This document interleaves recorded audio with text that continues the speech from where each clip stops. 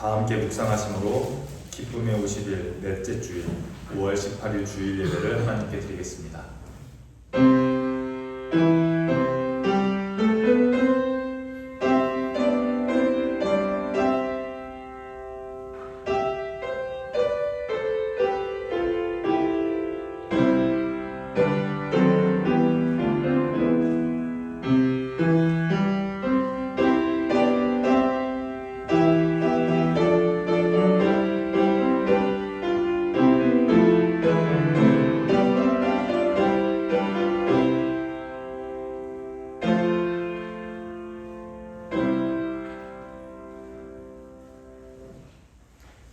생명을 주시는 하나님, 부활의 기쁨이 여전히 우리 안에 숨쉬는 이때에 주님의 이름으로 함께 예배드리게 하시니 감사합니다. 절망을 이기신 주님의 부활처럼 우리의 삶 속에도 소망이 피어나게 하시고 서로가 서로를 살리는 말과 사랑이 넘치는 교회로 자라가게 하옵소서. 오늘도 주님의 은혜 안에 머물며 부활의 증인으로 살아가게 하옵소서. 주 예수 그리스도의 이름으로 기원하옵나이다. 아멘. 다 함께 일어나셔서 찬송가 3장 찬송하시겠습니다.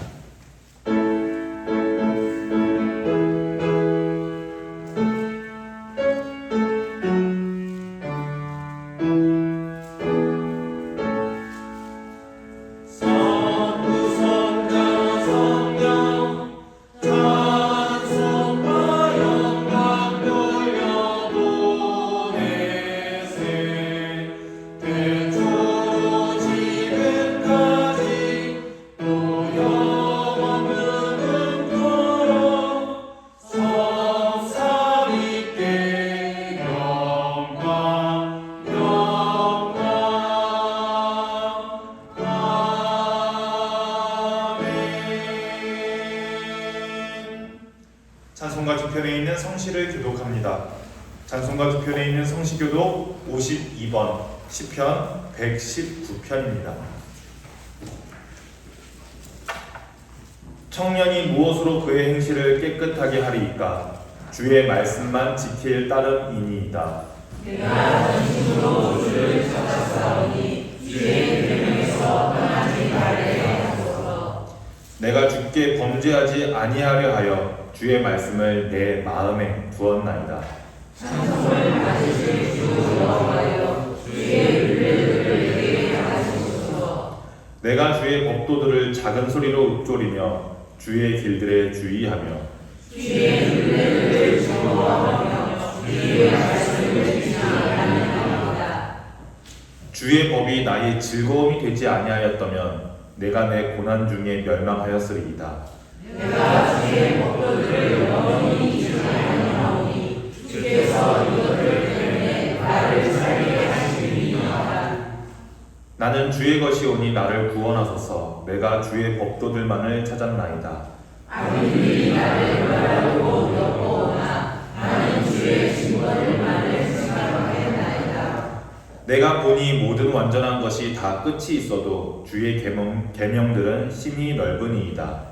내가 주의 법을 거칠이 사랑하느니요 내가 그것을 종일 작은 뜻으로 좁혀주리이다. 아멘. 사도신경하심으로 우리의 신앙을 고백합니다. 나는 전능하신 아버지 하나님 천지의 창조주를 믿습니다. 나는 그의 유일하신 아들 우리 주 예수 그리스도를 믿습니다. 그는 성령으로 잉태되어 동정녀 마리아에게서 나시고 본디오 빌라도에게 고난을 받아 십자가에 못 박혀 죽으시고 장사된 지 사흘 만에 죽은 자 가운데서 다시 살아나셨으며 하늘에 오르시어 전능하신 아버지 하나님 우편에 앉아 계시다가 거기로부터 살아있는 자와 죽은 자를 심판하러 오십니다.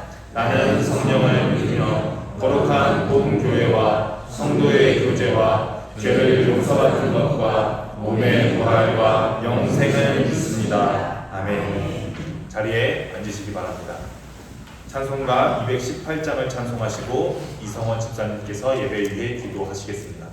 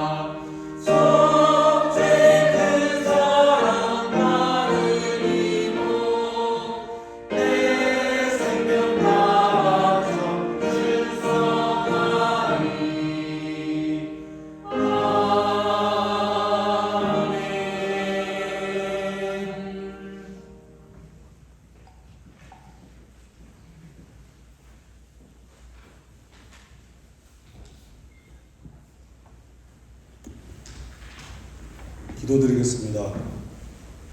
거룩하시고 전능하신 하나님, 우리의 삶을 세상의 시험과 위기에서 보호하시고 오늘도 우리의 마음을 인도하셔서 하나님을 예배하게 하신 은혜에 감사를 드립니다. 우리가 우리 하나님의 임재와 성령의 위로를 사모하며 모였사오니 지친 영혼에 힘을 주시며 절망하는 영혼에 소망을 주시고 상처 입은 영혼에 치유와 강선을 비춰 주시옵소서. 우리에게 회개하는 마음을 주셔서 하나님 앞에 서기 전에 우리의 죄와 허물을 깨닫게 하옵소서. 하나님의 거룩하신 뜻에 순종하기보다 우리의 의지와 욕심을 따라 살아온 모습을 고백합니다. 말과 행동으로 이웃에게 상처를 주었던 일들을 고백합니다. 우리의 회개하는 심령을 감찰하시고 십자가의 보혈로 성령하여 주옵소서. 우리의 영혼이 언제나 여호와 하나님을 기뻐하며 세상에서의 첫날보다 성전에서의 하루를 더 귀하게 여기는 믿음을 주시옵소서. 오직 하나님의 말씀이 우리의 심령을 밝혀주시고 우리 삶의 인도자가 되어주셔서 세상의 유혹과 시험을 능히 물리치게 하여 주옵소서. 목사님을 통하여 선포되는 말씀에 성령께서 역사하셔서 우리를 향한 하나님의 거룩하신 뜻을 깨닫게 하여 주옵소서. 말씀이 우리의 마음과 생각을 주관하셔서 말씀대로 살게 하시며 우리 앞에 예비하신 축복을 받아 누리게 하옵소서. 십자가에 달려 우리를 구원하신 예수 그리스도의 이름으로 기도드립니다. 아멘.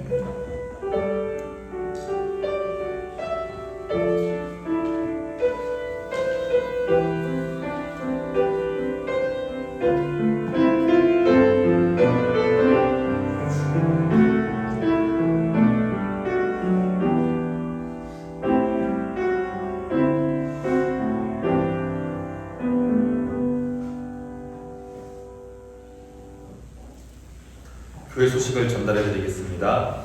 오늘은 부활의 기쁨이 계속되는 기쁨의 50일 네 번째 주일입니다. 여러분들의 마음속에, 여러분들의 삶 속에 부활의 기쁨이 가득하기를 축복합니다. 성도의 동정입니다. 우리 하민자 전도사님의 자녀 최택감 트레니스 부부가 건강하게 등남했습니다. 예배 마치고 우리 할머니가 되신 전도사님을 축하해 주시면 감사하겠습니다. 이상으로 교회 소식을 마치겠습니다. 오늘 우리에게 주시는 하나님의 말씀은 구약 성경에 있는 출애굽기 20장 1절부터 17절까지, 출애굽기 20장 1절부터 17절까지의 말씀입니다. 구약 111쪽에 있습니다.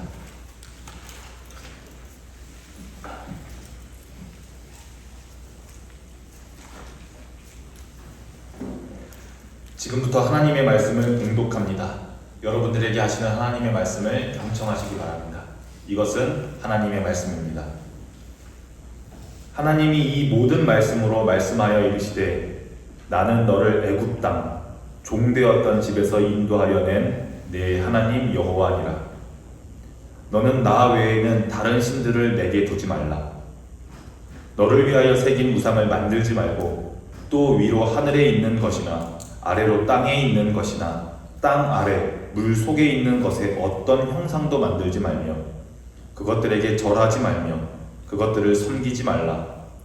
나 내 하나님 여호와는 질투하는 하나님인즉 나를 미워하는 자의 죄를 갚되 아버지로부터 아들에게로 3, 4대까지 이르게 하거니와 나를 사랑하고 내 계명을 지키는 자에게는 1000대까지 은혜를 베푸느니라. 너는 내 하나님 여호와의 이름을 망령되게 부르지 말라. 여호와는 그의 이름을 망령되게 부르는 자를 죄 없다 하지 아니하리라. 안식일을 기억하여 거룩하게 지키라. 엿새 동안은 힘써 내 모든 일을 행할 것이나 일곱째 날은 내 하나님 여호와의 안식일인즉 너나 내 아들이나 내 딸이나 내 남종이나 내 여종이나 내 가축이나 내 문 안에 머무는 객이라도 아무 일도 하지 말라. 이는 엿새 동안에 나 여호와가 하늘과 땅과 바다와 그 가운데 모든 것을 만들고 일곱째 날에 쉬었음이라. 그러므로 나 여호와가 안식일을 복되게 하여 그 날을 거룩하게 하였느니라. 내 부모를 공경하라. 그리하면 내 하나님 여호와가 내게 준 땅에서 내 생명이 길리라. 살인하지 말라. 간음하지 말라. 도둑질하지 말라. 내 이웃에 대하여 거짓 증거하지 말라. 내 이웃의 집을 탐내지 말라. 내 이웃의 아내나 그의 남종이나 그의 여종이나 그의 소나 그의 낙이나 무릇 내 이웃의 소유를 탐내지 말라. 아멘. 에스더 중창단 찬양으로 하나님께 영광 올려드리겠습니다.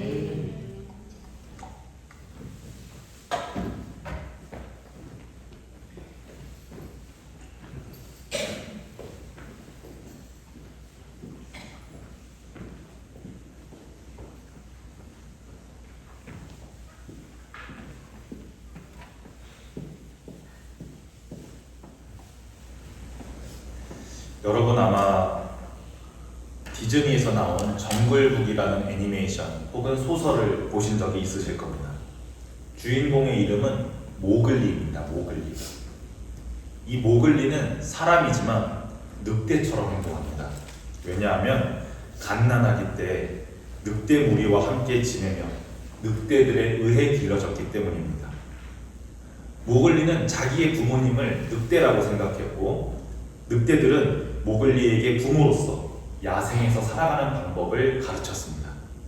그래서 모글리는 사람이지만 늑대처럼 음식을 먹고 날렵하게 사냥하고 늑대의 언어를 이해합니다. 우리에게는 늑대 소리가, 늑대들의 울음소리가 다 그것처럼 들리겠지만 모글리에게는 사냥하러 가자, 동굴로 돌아가자 이렇게 들립니다. 분명한 언어로 들리는 거죠. 물론 디즈니에서 나온 애니메이션 이 정글북은 상상력과 창작이 가미된 소설이자 애니메이션이지만 실제로 1920년대 이후부터 이렇게 유아기에 실수로 혹은 부주의로 야생에서 길러진 아이들이 실제로 발견되기 시작합니다. 예를 들어 우크라이나에서 발견된 옥사나 말라야라는 소녀가 있습니다. 이 옥사나 말라야는 부모가 알코올 중독자였고 3살 때 부모들의 부주의로 인해서 야생에 버려지게 됩니다. 그 이후 8살, 9살이 되었고 나서야 발견되는데 그동안 늑대계의 무리들 속에서 지냈습니다. 발견 당시 옥사나는 4발로 기어다녔고 생고기를 먹으며 입으로는 개가 짖는 것처럼 짖어댔습니다. 이후 구조한 사람들이 옥사나에게 언어를 가르치고 숟가락과 포크를 주는 방법, 글씨를 쓰는 방법, 직립보행, 2발로 걷는 방법을 가르쳤습니다. 야생에서 버려진 건 고작 5년, 6년 정도인데 성인이 된 이후에도 언어는 유치원생 이상으로 발전하기는 힘들었습니다. 그리고 여전히 물을 컵에 따라서 손으로 컵을 쥐고 물을 마시는 것보다 접시에 있는 물을 핥아먹는 것이 더욱 편하다고 느끼며 컨디션이 많이 안 좋은 때에는 다시 4발로 다니면서 들판에서 개와 어울리고 나서야 이제 마음의 안정을 취하곤 했습니다. 옥사나를 관리해주는 사람은 인터뷰 때 이렇게 말했습니다. 여전히 옥사나는 2발로 다니는 것보다 4발로 다니는 것을 더욱 편안하게 느끼고 그럴 때야 안정을 느낍니다 라고 대답했습니다. 이런 사례가 전 세계적으로 약 80건 정도 발견되었고 학자들은 이를 모글리 현상, 모글리 신드롬이라고 이름 붙였습니다. 이 현상은 우리에게 한 가지 사실을 분명하게 알려줍니다. 인간은 태어날 때부터 인간인 것이 아니라 태어날 때부터 인간으로 사는 것이 아니라 배우면서 인간이 되어간다. 인간은 되어가는 것이라는 겁니다. 특히 3살에서 8살 사이, 이 시기를 언어를 포함한 생활 습관을 배우는 결정적 시기라고 말합니다.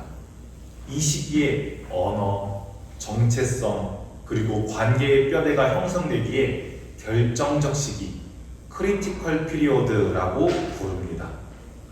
그러니까 뭡니까?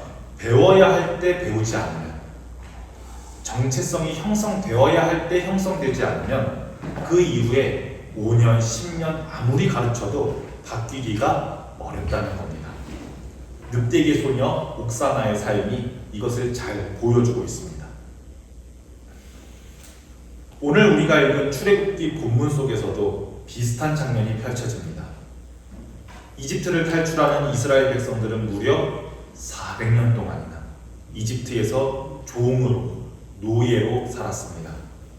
그러니까 자기 삶을 자기가 주인 의식을 가지고 나의 삶의 주인으로 살아본 적이 한 번도 없습니다. 뼛속까지 노예의 언어, 뼛속까지 노예의 사고방식, 노예의 감정이 배어 있습니다. 그런 그들을 하나님은 모세를 통해서 출애굽 이끌어내셨습니다. 출애굽, 그것은 단지 이 나라에 살았다가 저 나라로 옮겨가는 것이 아니라 완전히 정체성이 뒤바뀌는 해방의 사건, 구원의 사건이었습니다.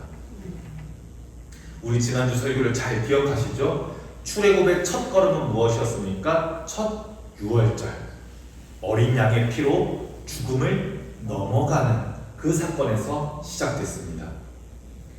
그 첫 유월절 이후에 이스라엘 백성들은 재산과 가축들을 싸매고 이끌고 400년 종살이하던 이집트를 떠납니다.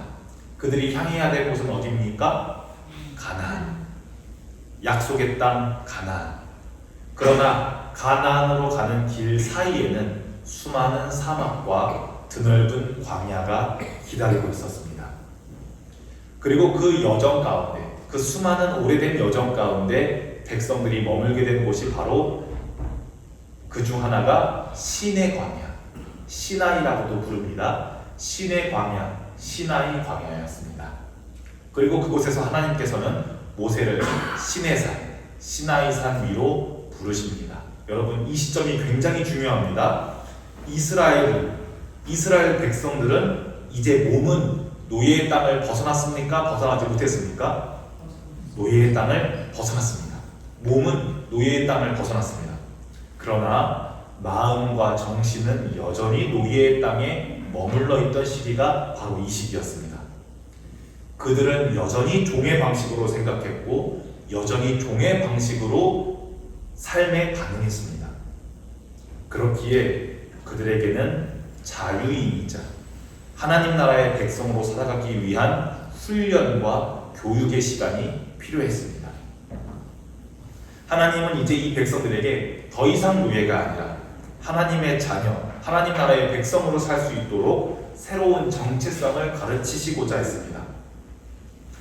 우리가 인간의 3살부터 8살까지 언어, 정체성, 관계의 뼈대가 형성되는 시기를 결정적 시기, 크리티컬 피리오드라고 말한다고 했습니다. 특히 부모와 정상적인 애착 관계 안에 있어야만, 부모와 이 시기에 정상적인 애착 관계 안에 있어야만 아이는 세상의 말, 세상의 질서를 익히면서 자아와 정체성을 형성합니다.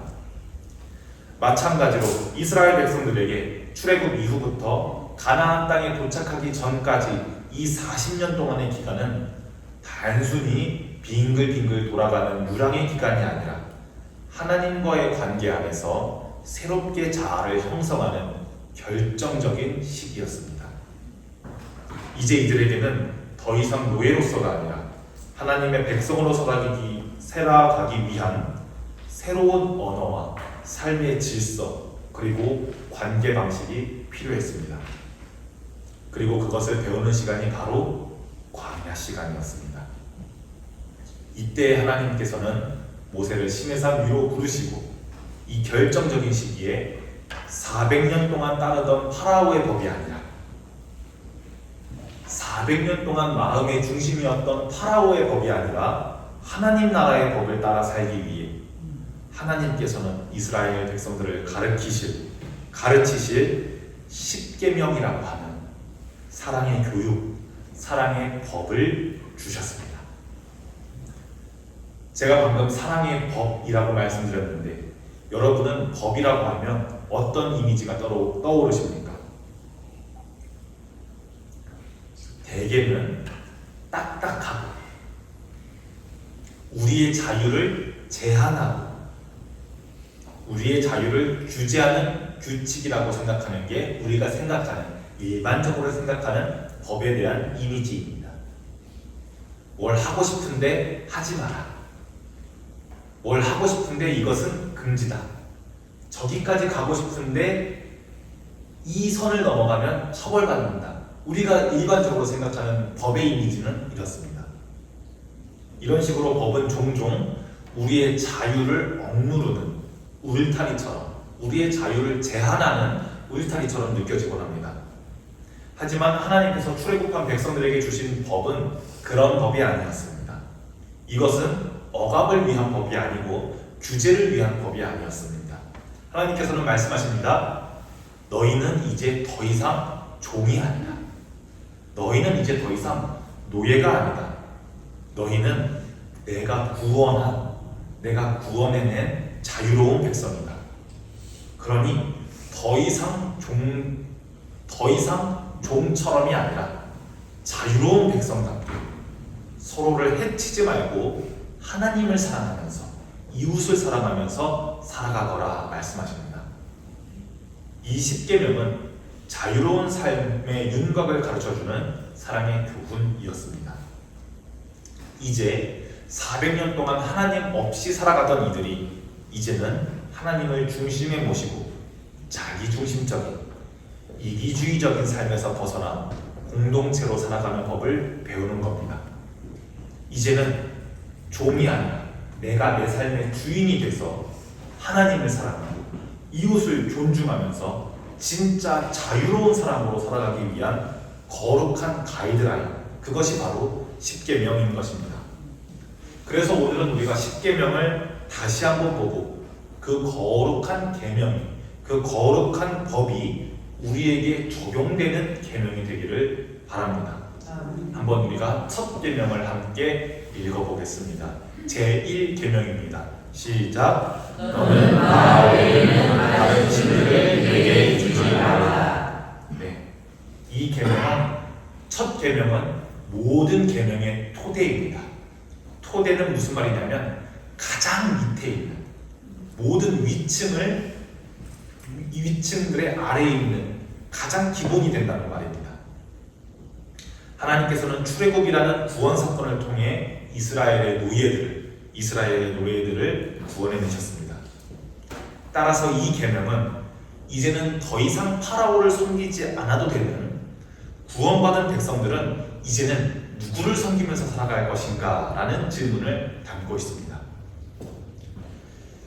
지금은 그렇지 않지만 고대 근동 세계에는 다신교 질서가 당연한 사회였습니다. 그러니 각 민족들은, 옛날에 우리나라도 그랬던 것처럼 각 민족들은 자신들의 민족을 지켜주는 수호신을 섬겼습니다. 그 가운데 여호와께서는 이스라엘 백성들에게 참된 하나의 하나님이심을 선언합니다. 그러니 이스라엘 백성들은 오직 여호와 한 분만을 자기 하나님으로 섬기라는 부르심을 받은 겁니다. 현대 사회에도 신은 굉장히 많습니다. 다양합니다. 이건 타 종교가 있다는 걸 말하는 게 아닙니다. 돈, 인기, 권력, 편안함, 안전함, 안락함, 명예, 이런 것들은 우리에게 무엇을 요구합니까? 우리 내면의 경배를 요구합니다. 자신을 섬기라고 요구합니다. 너는 나 외에는 다른 신들을 내게 두지 말라. 이 계명은 단순히 다른 종교를 반대하는 게 아니라 다른 종교는 가짜고 기독교와 유대교만 진짜야 라고 말하는 것이 아니라 우리 중심에 무엇을 섬기고 살아갈 것인가를 묻는 것입니다. 구원받은 자로서 하나님과 온전한 신뢰 관계를 요청하는 그런 사랑의 명령이라는 것을 기억하시면 좋겠습니다. 두 번째 계명을 함께 읽습니다. 우상을 만들지 말며 두 번째 계명입니다. 시작. 너를 위하여 새긴 우상을 만들지 말고 또 위로 하늘에 있는 것이나 아래로 땅에 있는 것이나 땅 아래 물속에 있는 것에 어떤 형상도 만들지 말며 그것들에게 절하지 말며 그것들을 섬기지 말라. 우상을 만들지 말며 그것들에게 절하지 말라. 하나님은 사람에 의해 형상화될 수가 없다는 말입니다. 어떤 철학이도 어떤 사상이나 조각이나 이미지로 제한될 수가 없습니다. 이 계명은 하나님을 조작 가능한 대상으로 만들지 말라는 계명입니다. 고대에는 신은 나무라든지 철, 금으로 조각하고 그 앞에 절하는 것이 보편적인 행위였습니다. 그러나 하나님께서는 당신의 자유와 주권을 보호하시면서 인간이 스스로 만든 신을, 스스로 만든 신을 하나님으로 여기려고 하는 시도를 금지하십니다. 그 어떤 것도 하나님을 나타내는 무언가가 될 수는 없다는 말입니다.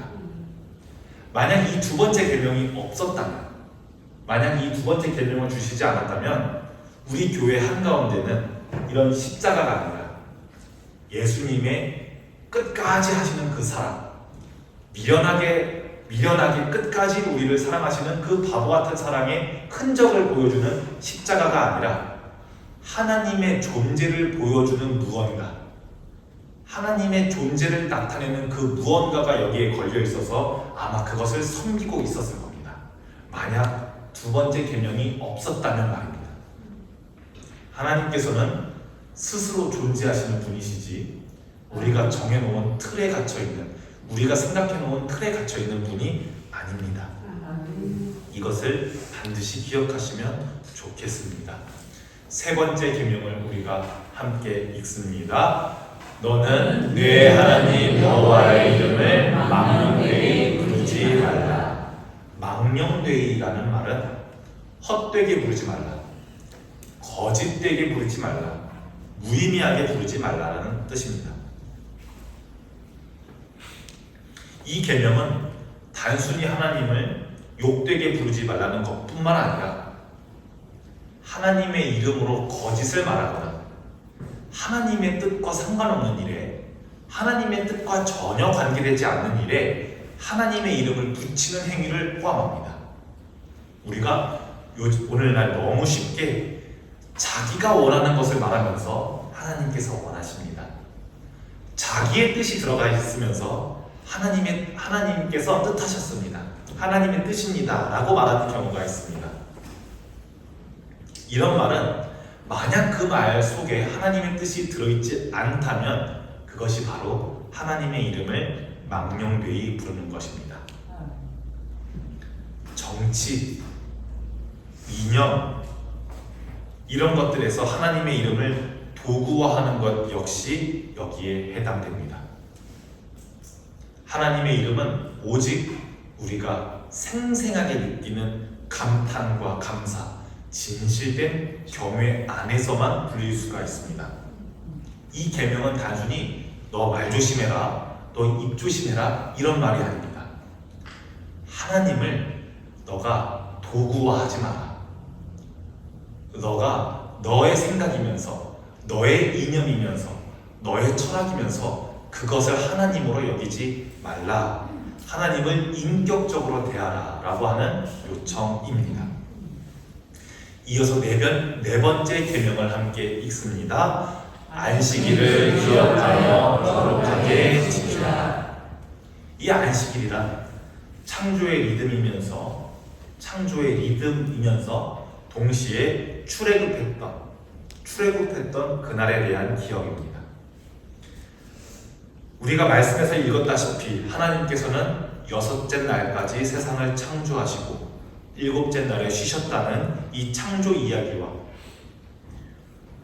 종으로 노예로 살면서 일주일 내내 일하던 이스라엘 백성들에게 쉼을 명하신 이 해방의 선언이 이 계명의 배경이라고 할 수 있겠습니다. 이 안식일은 하나님이 누구신지, 우리가 누구인지 기억하는 날입니다. 노동을 멈추고 일을 멈추고 하나님을 기억하는 것은 종교 행위로 끝나는 것이 아니라 하나님 앞에서의 내 존재를 새롭게 정위는 위치 짓는다는 말입니다. 하나님 앞에서 나의 존재를 새롭게 위치 짓는 행위입니다. 현대 우리는 과도한 노동과 성취의 강박 속에 살고 있습니다. 하나님께서는 이 노동사회에 살고 있는, 스스로를 착취하고 있는 이 사회에 살고 있는 우리에게 이렇게 말씀하십니다. 이 네 번째 계명으로 말씀하십니다. 너 돈 버는 기계 아니다. 너 일하는 기계 아니다. 돈보다, 공부보다, 성적보다 뭐가 먼저냐면 너가 먼저다. 이렇게 말씀하십니다.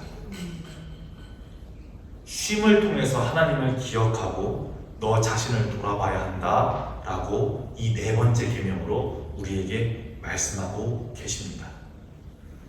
첫 번째 계명부터 네 번째 계명까지 나 개인과 하나님 안에서의 명령이었다면 5번째부터 10번째 계명까지는 개인과 개인, 개인과 공동체, 즉 이웃들과의 관계에 대한 명령이 5번째 계명부터 10번째 계명입니다. 그중 가운데 가장 첫 번째 계명은 우리가 인간으로서 가장 먼저 만나는 이웃, 인간 누구든지 가장 먼저 만나는 이웃, 부모에 대한 명령입니다. 5번째 계명을 함께 읽습니다. 내 부모를 공경하라. 공경하다, 무겁게 여기라는 말입니다. 부모를 인생의 무게를 두고 진지하게 바라보라는 말입니다. 이 계명은 하나님과 이웃 사이의 연결점에 위치해 있으면서 동시에 인간이 처음으로 만나는 공동체, 처음으로 만나는 가정이라는 공동체 안에서 존중과 책임의 태도를 가르칩니다. 오늘날 부모와 자녀의 관계가 점점 느슨하여지고 심지어는 노인을 경시 여기는 문화까지도 우리가 가까이 두고 있습니다. 하지만 부모를 공경하라라고 하는 하나님의 명령은 단순히 효도해라 이런 말이 아니라 당신의 삶의 근원을 존중히 여기라는, 소중히 여기라는 신앙의 태도입니다. 유일하게 이 5번째 계명 뒤에 약속해 놓으신 것들이 있거든요. 여러분 성경책에 뭐라고 쓰여 있습니까? 너의 생명이 길리라. 내 생명이 길리라 라고 생명을 약속하는 유일한 계명이기도 합니다. 이 말은 단순히 부모님께 효도하면 자녀가 장수한다, 자녀가 오래 산다 이런 말이 아니라 부모를 공경하는 공동체여야만, 할아버지와 할머니의 수고를, 할머니와 할아버지의 공로를 인정하는 공동체여야만 그 공동체가 비로소 지속 가능하다. 어른들의 공로를 인정하는 공동체여야만 그 공동체가 유지될 수 있음을, 지속 가능하다고 말씀하시는 하나님의 지혜입니다. 6번째 계명을 함께 읽습니다. 살인하지 말라. 이 안에는 인간 존재에 대한 하나님의 존엄의 선언이 담겨 있습니다. 이 살인하지 말라의 살인은 히브리어로 라차흐라고 하는데, 이 라차흐는 정당한 전쟁에 의한 살인이 아니라 누군가 잘못해서 매를 대거나 사형에 임하는 그런 처벌이 아니라 개인의 악의에서 비롯된 의도적인 살해, 정당하지 않은 생명 파괴를 의미합니다. 이 라차흐라는 말은 하나님의 생명 창조에 대한 도전 행위로 받아들여집니다. 우리 창세기에서 어떻게 배웠습니까? 우리를 하나님의 형상대로 지으심 받은 존재라고 배웠습니다. 그러므로 누군가의 생명을 뺏는다는 것은 단지 사회 질서를 어기는 범죄를 넘어서 하나님의 형상을 훼손케 하는 신성 모독의 행위로 무겁게 다뤄집니다. 이 계명은 단지 죽이면 안 된다라는 말로 끝나지 않습니다. 왜 죽이면 안 되는가? 왜 죽이면 안 되는가라는 물음에 대한 대답을 통해 우리가 어떻게 살아가야 하는가를 묻는 계명입니다. 예수님께서는 산상수훈에서 이 계명을 더욱 깊이 해석하셨습니다. 너희들이 형제를 살인하지 않더라도 형제를 미워하기만 해도 이미 심판을 받는다라고 말씀하시면서 이 살인이라는 것이 단순히 총으로 이루어지는 것이 아니라, 단순히 칼로 이루어지는 것이 아니라 말로도, 감정으로도, 태도로도 사람을 죽일 수 있음을 예수님은 말씀하셨습니다. 오늘 우리는 물리적인 살인뿐만 아니라 악의적인 언어 폭력, 차별하는 것, 미워하고 혐오하는 것, 아픔 가운데 있는 사람을 무관심 속에서 방치하는 구조적인 폭력, 경쟁 속에서 누군가를 밟아야만 하는 구조, 이런 것들을 통해 우리는 언제든지 살인할 수가 있습니다. 제6계명은 살인하지 말라는 말과 함께 우리에게 질문합니다. 당신은 지금 생명을 살리고 있습니까? 죽이고 있습니까? 이 계명은 단순히 죽이지 말라는 금지 명령이 아니라 너는 생명을 죽이기 위해서가 아니라 너는 생명을 살리기 위해서 존재한다 라고 하는 하나님의 부르심입니다. 여러분들이 나는 살인하지 말라는 계명은 잘 지키니까 이라고 생각하지 마시고 죽이지 않는 자에 그치지 않고 생명을 존중하고 회복시키는 자로 부름받으셨음을 기억하시기 바랍니다.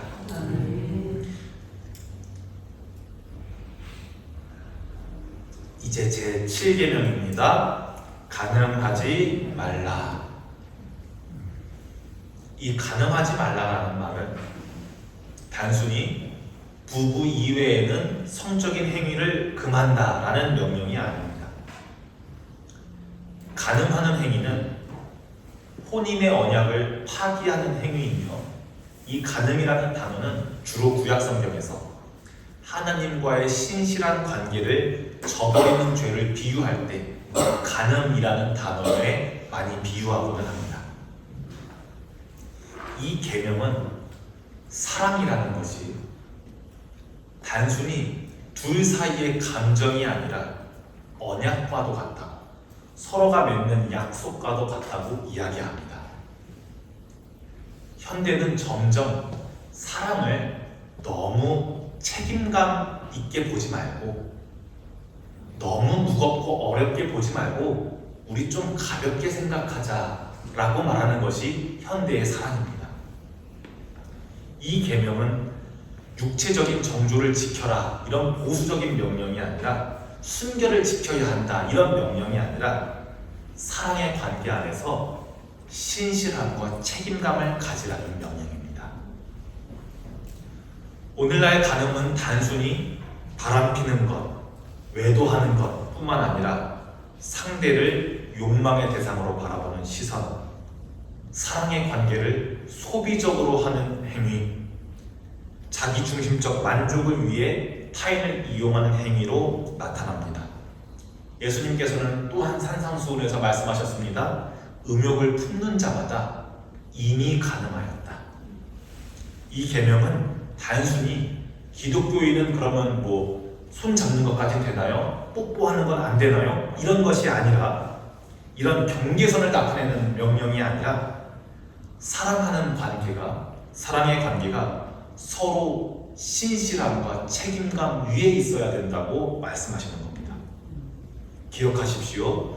사랑은 감정이 아니라 책임이며 언약은 기분이 아니라 끝까지 지켜야 하는 약속임을 이 계명은 말씀합니다.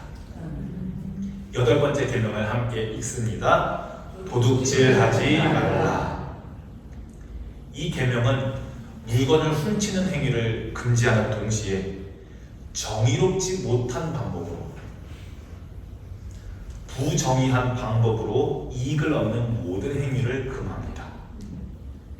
지금도 당연히 그렇지만 고대 이스라엘 사회에서는 재산은 곧 생명과 직결된 것이었기 때문에 도둑질하는 행위는 생명을 해치는 행위와 동일했습니다.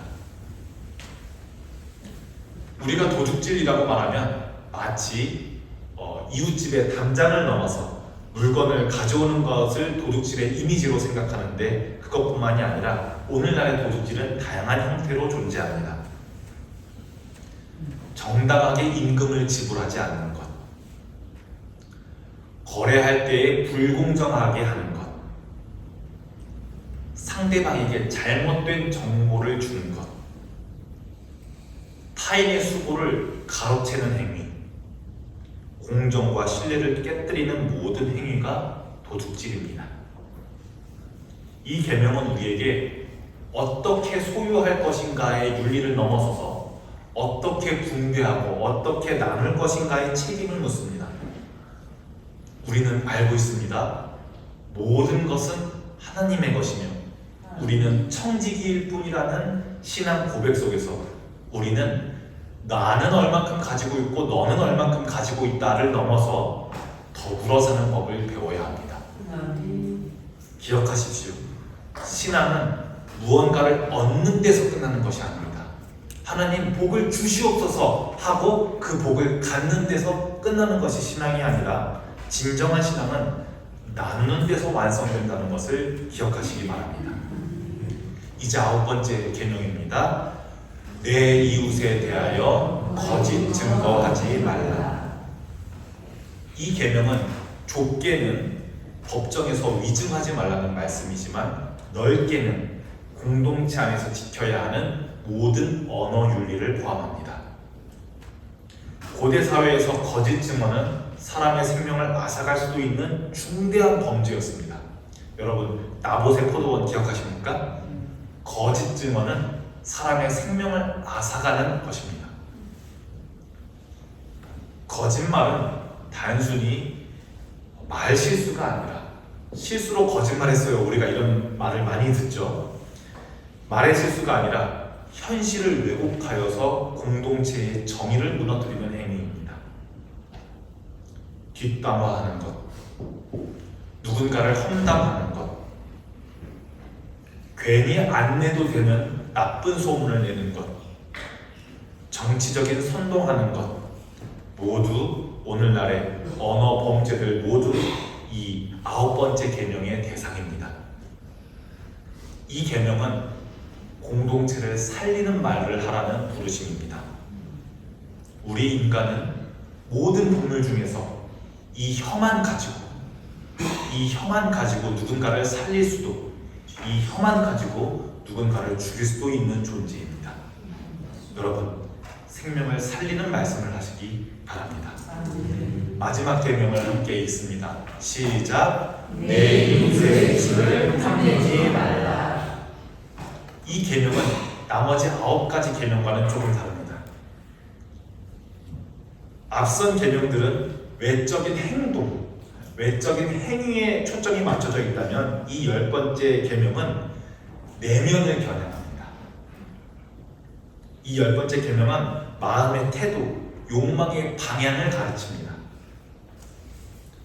단순히 무언가를 가지고 싶은 마음을 금지한다라는 계명이 아니라 다른 사람의 삶과 소유를 비교하면서 타인의 삶을 살고자 하는 어리석음을 가르쳐주는 계명입니다. 탐욕은 공동체를 병들게 만듭니다. 오늘날 우리는 너무나도 쉽게 타인의 삶을 들여다볼 수가 있습니다. 인터넷을 통해서, TV를 통해서, SNS를 통해서 누가 어디서 어느 학교를 나오고 뭘 먹고 어디를 가는지 너무 쉽게 볼 수 있는 게, 너무 쉽게 알 수 있는 게 우리가 살고 있는 사회입니다. 우리는 끊임없이 소비를 요구받으며 끊임없이 비교를 요구받으며 더 맛있는 것, 더 이쁜 것, 더 좋은 것을 요구받고 있습니다. 그러나 신앙은 비교가 아닌 감사로 나아가게 합니다. 비교가 아니라 감사하고 자족하는 것입니다. 그러니 더가 아니라 나눔으로, 경쟁이 아닌 공동체로 나아가게 합니다. 이 10번째 계명을 오해하지 마십시오. 돈을 더 벌 수 있는데 덜 벌어라, 이런 욕망을 억눌러라라는 계명이 아닙니다. 그보다는 우리 마음까지도 하나님 앞에 정직히 내어놓으라는 초대입니다.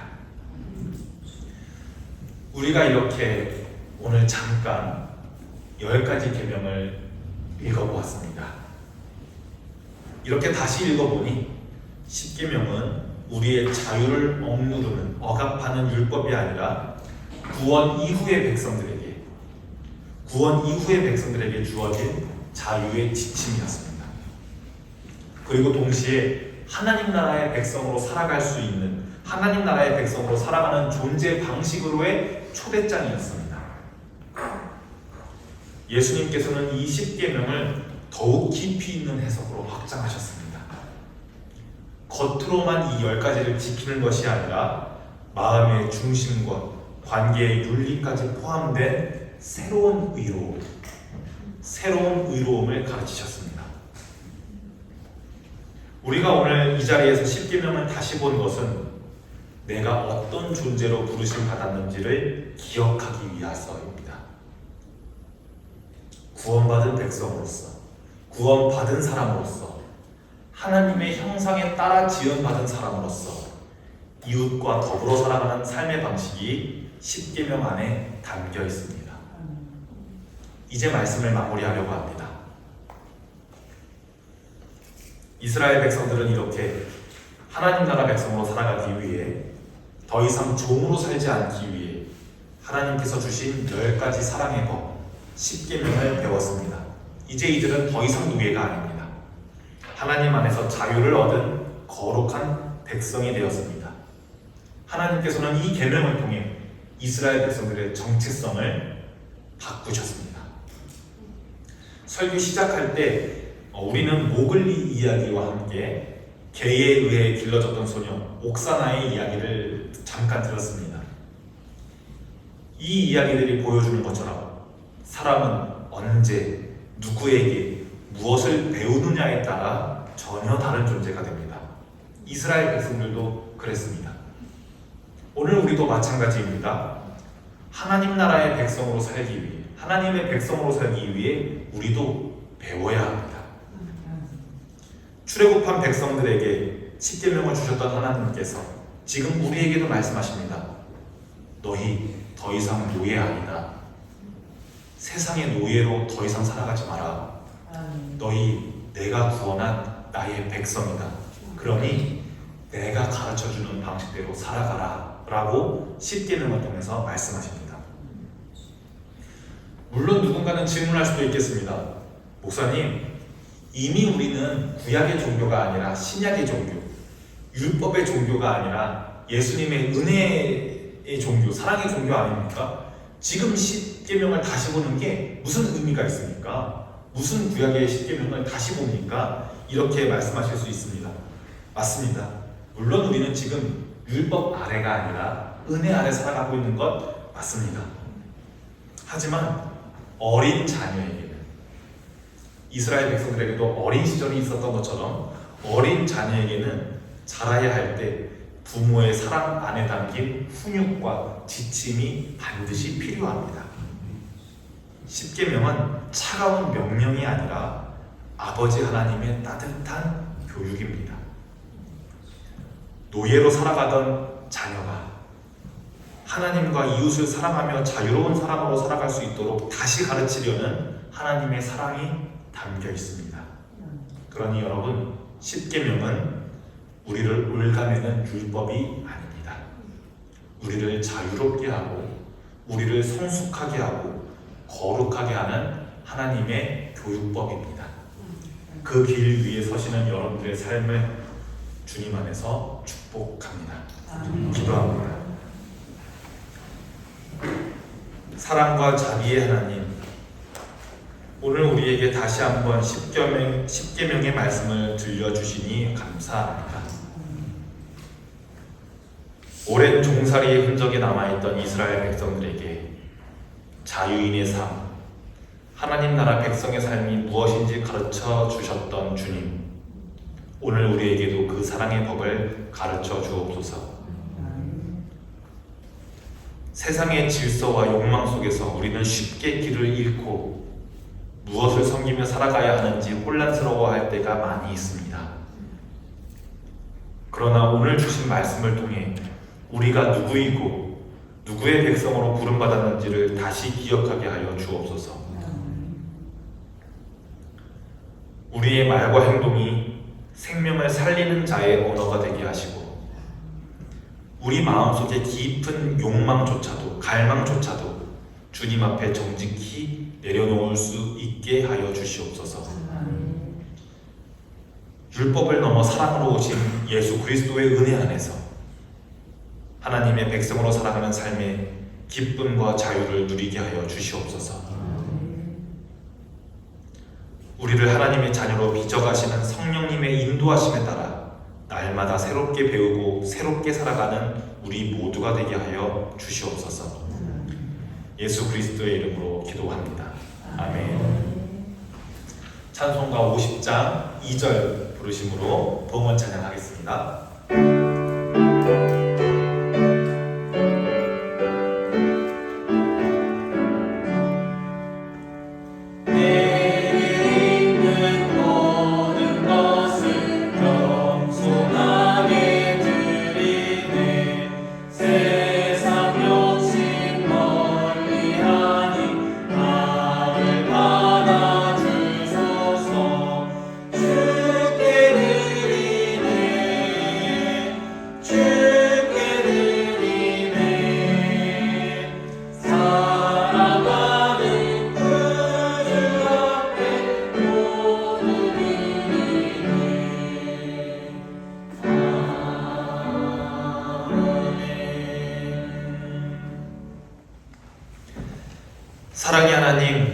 하나님의 백성으로 불러주시고 자유의 은혜 안에 살게 하시니 감사합니다. 오늘도 우리가 주 앞에 마음과 정성을 담아 드리는 이 예물은 그저 손에 들린 물질이 아니라 우리가 누구의 백성으로 살아가기를 소망하는 그 소망의 고백입니다. 종이 아닌, 노예가 아닌 하나님의 자녀로서 하나님을 사랑하고 이웃을 섬기며 살아가고자 하는 우리의 믿음과 우리의 순종을 받아 주옵소서. 이 물질을 드린 손길마다 주님의 은혜로 채워주시고 이 물질이 쓰여지는 곳마다 생명이 살아나며 이 예물이 하나님의 뜻을 이루는 도구가 되게 하여 주시옵소서. 예수 그리스도의 이름으로 기도합니다. 아멘. 다 함께 일어나서 화송의 찬양을 부르시겠습니다.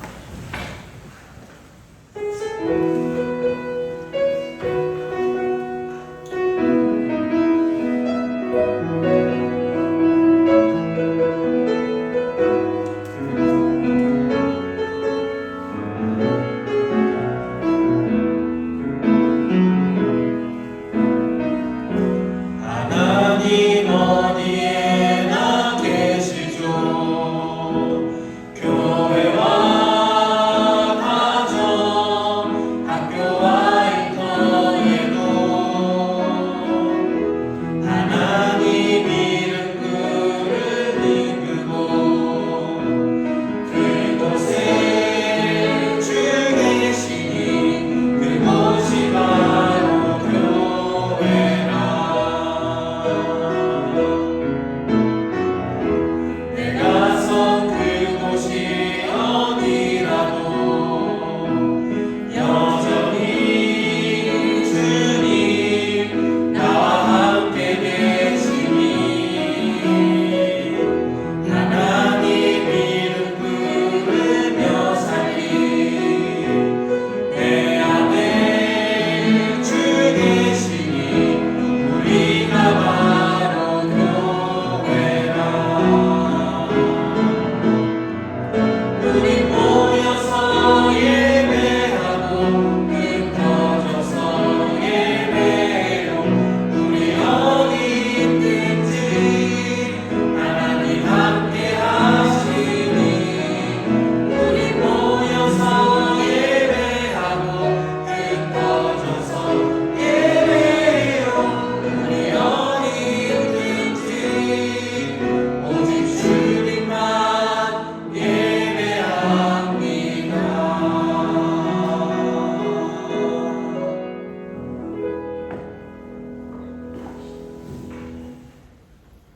이제는 우리를 죄악의 억압에서 해방시키신 우리 주 예수 그리스도의 은혜와 우리에게 자유의 길을 가르쳐 주신 하나님 아버지의 사랑과 율법의 문자 넘어 우리를 새로운 사람 되게 하시는 성령님의 교통하심이 오늘 하나님의 백성으로 살기를 다짐하는 이 자리에 모인 모든 성도들과 그들의 가정과 삶의 자리자리 위에 지금부터 영원까지 함께 하시기를 간절히 축원하옵나이다. 아멘.